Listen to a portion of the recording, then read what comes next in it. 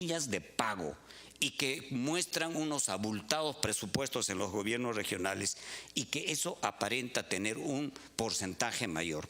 Y eso es lo que no quisiéramos, y creo que en eso ha ido marcando en esta última etapa la Comisión de Descentralización de Congreso presidida por Verónica. Y desde luego, como en el mismo documento dice, el centralismo y el descentralismo tiene una permanente tensión, hay una permanente tensión desde los pueblos del interior y con el centralismo limeño, ¿no es cierto? Porque cuando hablamos de centralismo estamos hablando de Lima, estamos hablando de los poderes, y lo que tenemos que descentralizar es la economía, los recursos. También la parte administrativa, desde luego, pero en este momento solamente hay una descentralización de carácter parcialmente administrativo, ni siquiera totalmente administrativo. Tenemos que descentralizar también los poderes políticos. Y de ahí el planteamiento cuando desde la red de municipalidades urbanas y rurales hemos planteado a la ANGR que estaba presidiendo en ese momento César Villanueva, le planteamos de que teníamos que conjuntamente construir una plataforma de gobiernos subnacionales, y precisamente se ha constituido entre la REMURPE, el AMPE y la ANGR. Y cuando el vicepresidente nos hace mención de una reunión en Cusco, que justamente fue por los días de la fiesta en el Cusco, ¿no? Hubo una gran asistencia ahí, desde luego, y ahí no se han tomado estos tres elementos, por ejemplo, de esta descentralización, y creo que es muy importante, y quiero comprometer al vicepresidente, creo que aquí está el secretario ejecutivo de la REMURPE, para decir que también tienen que conversar con los de la REMURPE, y vamos a tener que pedir una audiencia al presidente de la República para que la REMURPE también pueda participar de este evento. Pero yo creo que ahí tenemos que ver qué vocación tenemos con respecto a la descentralización. La centralización, el centralismo se ha convertido hasta en una cultura, ¿no es cierto? Porque el que está luchando por más poder para la región, cuando se va a la región se convierte en el centralismo de la región, y los locales tienen que luchar para que se descentralice la región, y cuando se trata de la provincia, los distritales tienen que luchar para la descentralización de los distritos, y hay una especie de cultura centralista, y que por lo tanto tenemos que cambiar eso. Tenemos que cambiar esa mirada y tenemos que construir una institucionalidad, creo que esto ya lo han repetido, y tenemos que construir una institucionalidad que no venga un gobierno y que venga una gestión y la cambie. Por ejemplo, teníamos el Consejo Nacional de Descentralización, pero después lo convirtieron en el gobierno del APRA, lo convirtieron en una simple Secretaría de Descentralización. Lo que tenía ya un rango de ministerio, no, lo convirtieron en una secretaría y después no fue nada, ¿no es cierto? No se convirtió en casi nada, o sea, no se nota. Y después nos dijeron que descentralización se había convertido en corrupción. Claro, encontraron algunos presidentes regionales corruptos y algunos alcaldes corruptos, y bueno, saltaron al techo porque se había descentralizado la corrupción también. Entonces dijeron, mira, eso había sido peligroso la descentralización porque hay más corruptos que nosotros, ¿no es cierto? Y eso no es así. La descentralización no necesariamente se tiene que convertir en un aspecto de corrupción, sino también tenemos que descentralizar también los órganos de control del Estado, ¿no es cierto?, que no solamente sirva para perseguir a los alcaldes que se oponen o a los presidentes regionales que tienen una voz de protesta, sino que tenga que ser de permanente control del Estado, de las funciones económicas del Estado. Eso es lo que nosotros planteamos, y se han ido tomando medidas, y se han ido tomando medidas como por ejemplo esto de la ley de revocatoria, ¿no es cierto? Claro, porque si se reeligen se pueden volver más corruptos. O estoy hablando de la no reelección.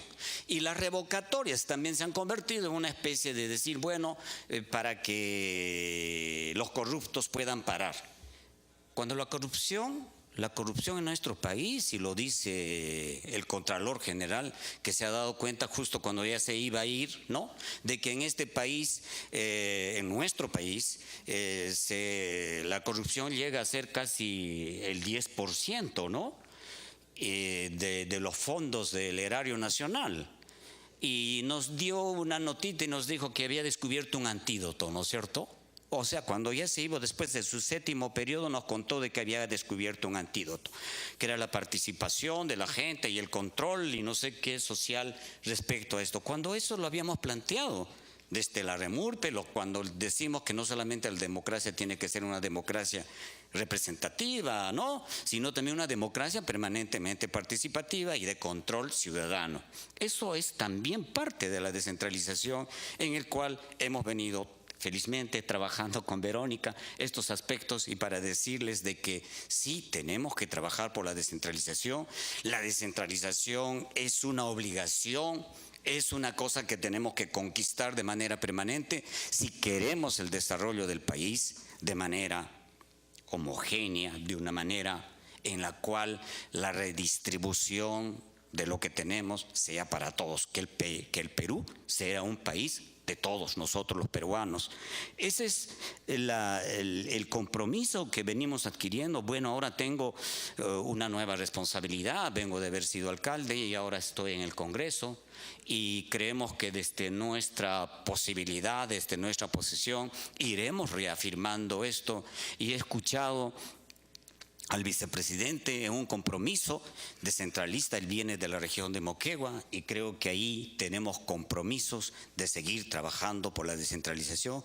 Y qué buena ocasión cuando Verónica nos presenta este informe bien acabado. Yo sé que después, porque la descentralización no es tan fácil de realizar en nuestro país, pero sí después de este esfuerzo nos pueda mostrar de que efectivamente sí tenemos que trabajar de manera conjunta, y mucho más cuando uno ve que este Congreso está conformado por una gran mayoría de regiones. Uno dice, bueno, quizás podamos cambiar, ¿no?, porque es la posibilidad que tenemos, pero a veces pues los propios provincianos, los propios regiones nos convertimos en más centralistas que el otro, porque no obedecemos a una propuesta nacional, sino obedecemos a las bancadas políticas, sino a nuestras bancadas de carácter regional. Nosotros en el Cusco hemos hecho un compromiso, vamos a defender también, hemos conformado una bancada regional, es pluripartidaria, y vamos a trabajar por la región de manera permanente, y creo que ese es el compromiso que hemos tenido, y creemos que tenemos que trabajar fundamentalmente por la transferencia de recursos, pero también con la transferencia de funciones. Muchas gracias.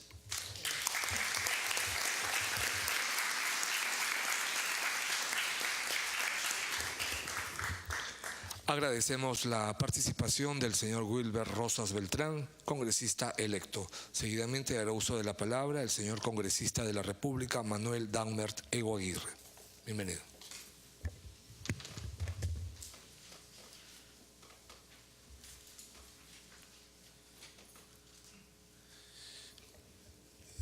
Señora congresista Verónica Mendoza, presidenta de la Comisión, señor vicepresidente de la República, señores congresistas, estimados amigos.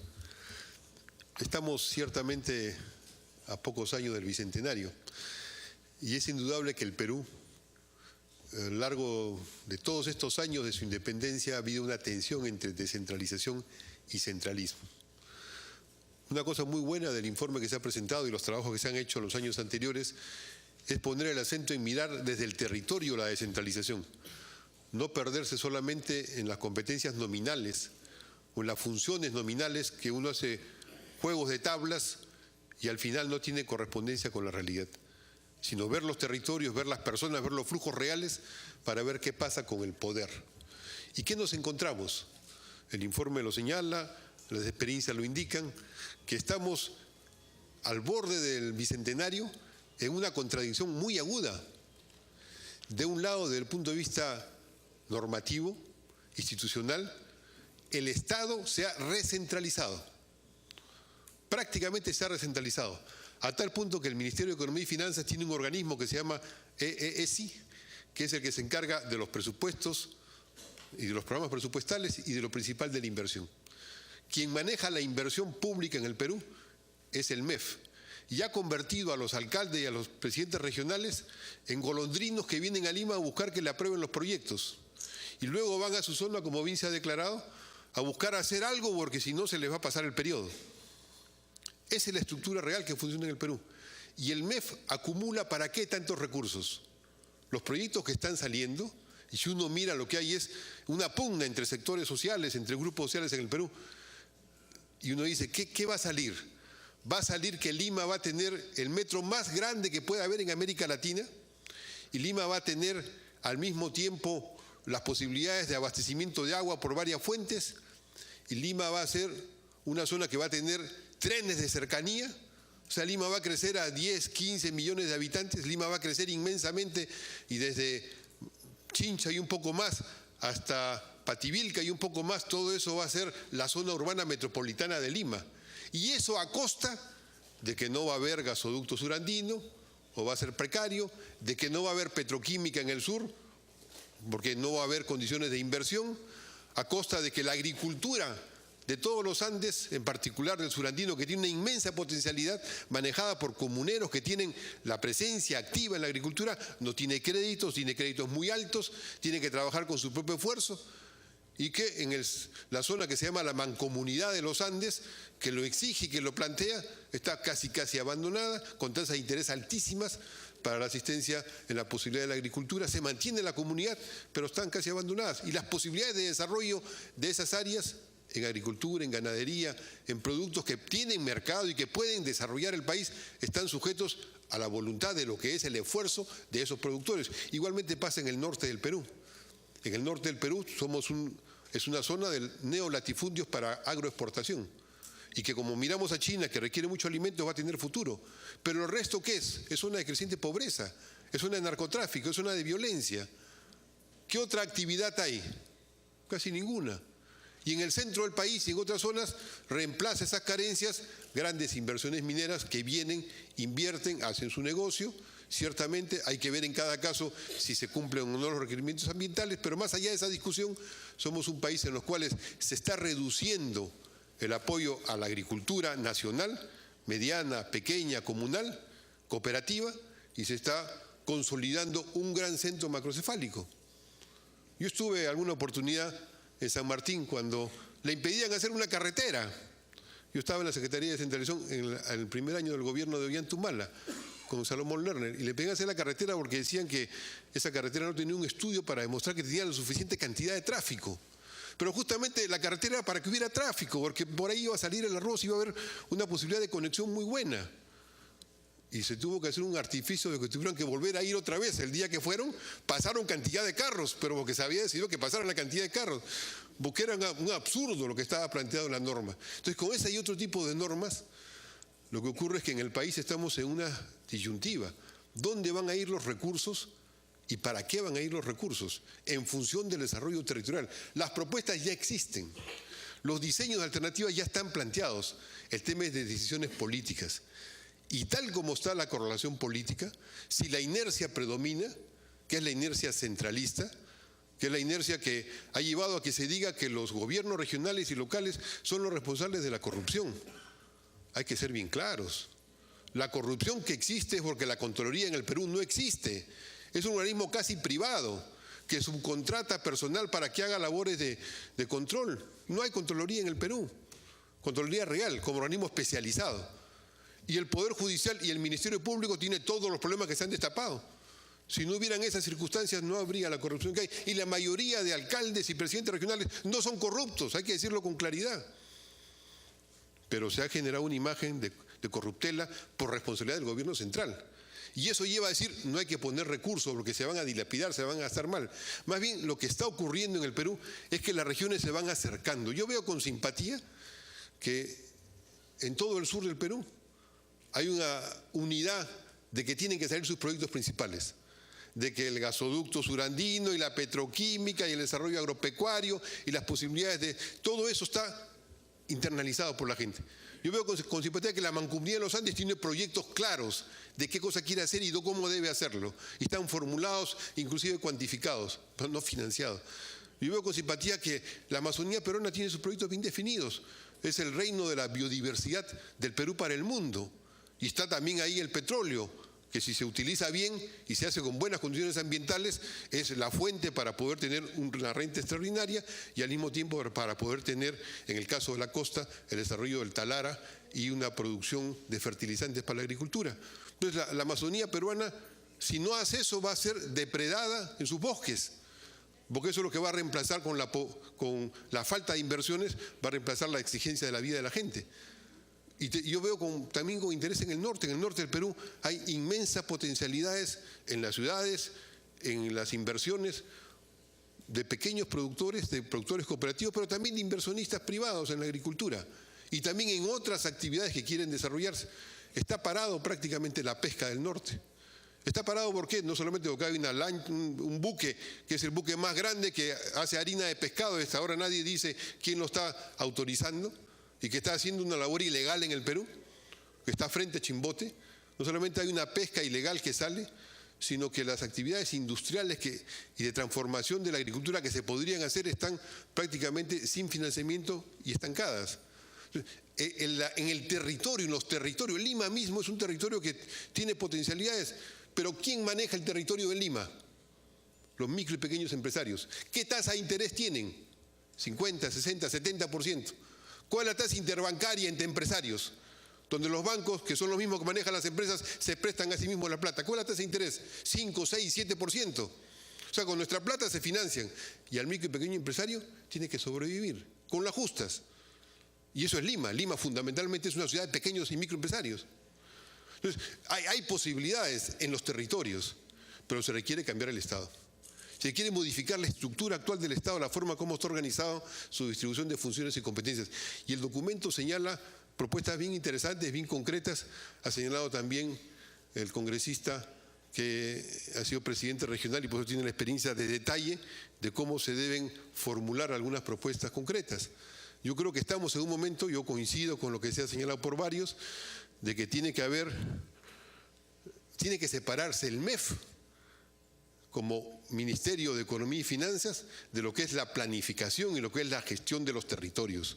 Si están juntos, siempre vamos a ser un país supeditado a quienes manejan el MEF y el MEF está subordinado en la estructura que tenemos actualmente en el país a la dinámica financiera bancaria. Porque se dice que así el país puede evitar sobresaltos. Realmente el gran sobresalto que tenemos es el atraso, la pobreza y las dificultades que genera el centralismo. Bueno, si se genera un organismo con capacidad real de ministerio, no una comisión. Yo he sido secretario de centralización en el primer año del gobierno de Ollanta. Esa oficina firma cheques nomás para transferir dinero, no sirve para nada. No sirve para nada. No descentraliza nada, pone el nombre. Lo que tiene que hacerse es otra cosa, tiene que crearse un organismo con capacidad real de decisión donde estén los presidentes regionales, los municipios, la sociedad civil y donde estén encargados del Ejecutivo de tomar decisiones de políticas públicas en planeamiento. Porque el planeamiento en el Perú son casi libros de ensayos. Uno lee los libros de CEPLAN, podría sacarlos CEPLAN, podría sacarlos un organismo de estudio de Chile, podría sacarlos una universidad. Podría sacarlo. ¿Qué poder de decisión tienen los libros de ese plan? Ninguno. Es, como se dice, floro, buen discurso. No digo que sean malos, son bastante interesantes, pero no tienen un poder de decisión. Hay que construir un organismo. No digo que cambiemos todo el Estado, por lo menos este gobierno podría hacerlo, pero si no atienden lo que el propio gobierno se ha comprometido con los municipios y las regiones en Cusco, que creo que fue una reunión bien interesante. Los documentos que se han firmado ahí hay que respaldarlos, son bien interesantes. Hay algunas cosas que son discutibles, ciertamente como en todo, pero creo que son interesantes algunos de los temas planteados. Fortalecer, por ejemplo, las posibilidades de recursos a los municipios rurales, dar determinadas decisiones. Bueno, parte de eso es constituir un organismo que tenga esas capacidades donde participen todos y tengan capacidades de planeamiento y de distribución de recursos en función de proyectos territoriales, de desarrollo de estos grandes espacios territoriales concordados nacionalmente. Porque no se trata de ir a un federalismo que rompa la unidad de la nación.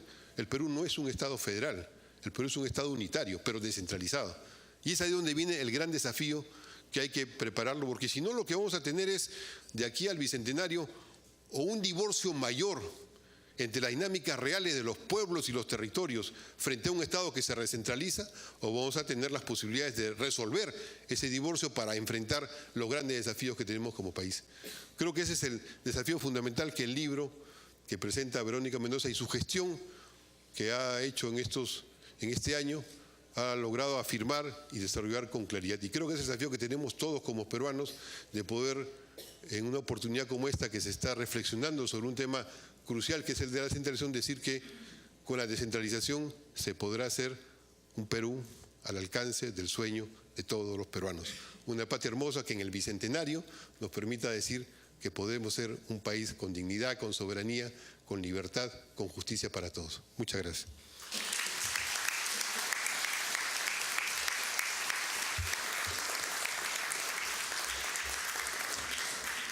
Agradecemos la participación del señor congresista de la República, Manuel Danmert Eguaguirre. Seguidamente, participación de la doctora Elena Alvites, directora de estudios de la Facultad de Derecho de la Pontificia Universidad Católica del Perú. Bienvenida. Muchas gracias. Gracias. Buenos días con todos y con todas. Gracias, congresista Mendoza, por la invitación y la oportunidad de poder revisar y comentar el informe que la comisión que ha estado bajo su presidencia ha elaborado para este último año del mandato 2011-2016. Saludo también la presencia de los congresistas electos, el congresista reelecto Manuel Danmert y de nuestro primer vicepresidente electo. Bien, bien hace el informe en recordarnos desde el inicio, ¿no?, que la descentralización es la última y tal vez la más importante gran reforma que ha tenido el Estado peruano desde el año 2000, cuando recuperamos la democracia, ¿no? ¿Y por qué? Porque es la última gran reforma, porque busca reformar la estructura del Estado.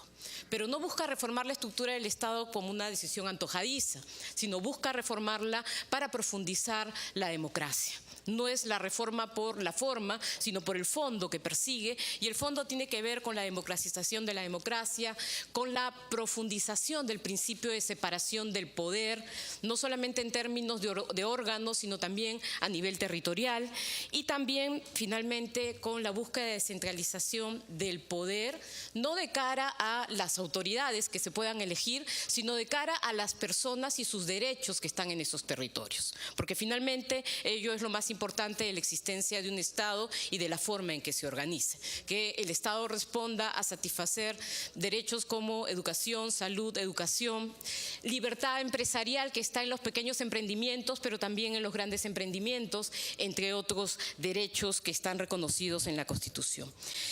También hace bien el informe en plantearnos la pregunta: ¿qué es un Estado unitario y descentralizado?, ¿no? ¿Y qué es para el Perú un Estado unitario y descentralizado? Y yo no tengo una respuesta. El Tribunal Constitucional ha señalado una, ¿no? Creo que es un Estado que en la práctica y de cara a no solamente la estructura, sino a la parte que solemos llamar dogmática de la Constitución de los derechos, es una estructura que debe cobrar una triple dimensión o una dimensionalidad que permita llegar a las personas y satisfacer sus derechos. Y eso tiene que ver con un Estado o una estructura que gestione y fluya los servicios y bienes hacia las personas, ¿no? Eso por un lado. Y por el otro, hace bien